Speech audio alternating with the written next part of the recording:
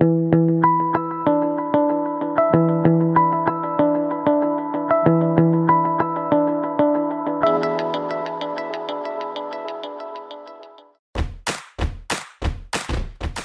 Vaillancourt est un grand artiste québécois engagé qui s'allie à plusieurs causes sociales.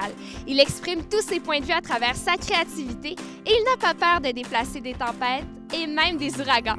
Je vous invite aujourd'hui dans son univers d'artiste.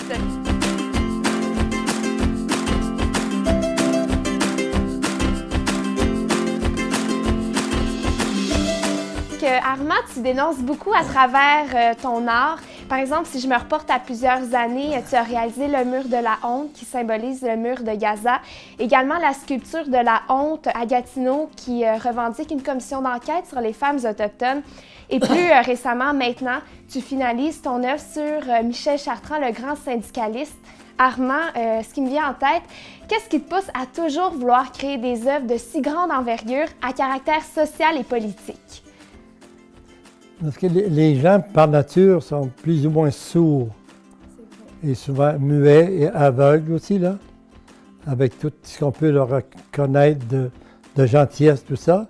Alors, il faut créer, par exemple, dans des œuvres, une certaine dynamique explosive pour les prendre.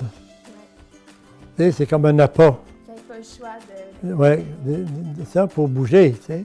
Bien, la force ouvrière, l'hommage à Michel Chartrand, c'est un bon exemple.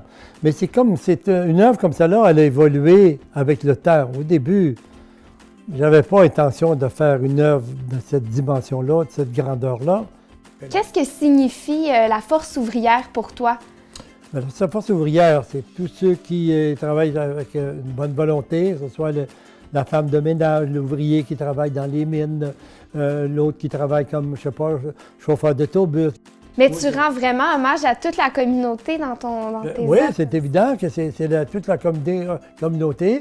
Et si je fais, par exemple, à Gatineau, cette sculpture-là, moi, ça fait déjà quelques années que, depuis longtemps que je suis près des Premières Nations. Je trouve que nous, les Blancs, et puis depuis la colonisation, depuis que les Blancs sont arrivés en Amérique, que les Premières Nations sont ostraciées. Et si personne dit, ben là, on ne peut pas, c'est trop tard, on aurait dû, toutes les merdes de mots que les gens engendrent pour s'excuser de rien faire. Il n'y aura pas de changement. L'œuvre que tu as faite à Gatineau qui se nomme La sculpture de la honte, oui. Il y a eu aussi le mur de la honte que tu as fait au Recycleur 2011. Oui.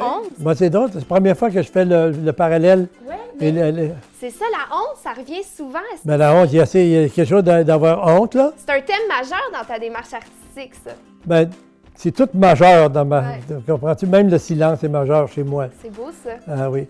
C'est qu'on n'a pas à crier tout le temps, mais des fois, il faut parler fort pour se faire comprendre.